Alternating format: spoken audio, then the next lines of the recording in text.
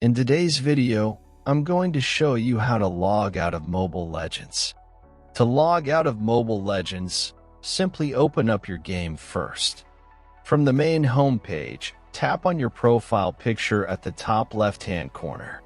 Now, tap on the Account button at the bottom left, and then click on the Account Center. Now, you'll be able to see a pop-up menu where it says Account Center. Now, select the option that says Disconnect all devices. A pop-up will appear asking if you want to sign out of the account. It states that once you log out, all the account's progress on all the devices that you connected with will also be deleted.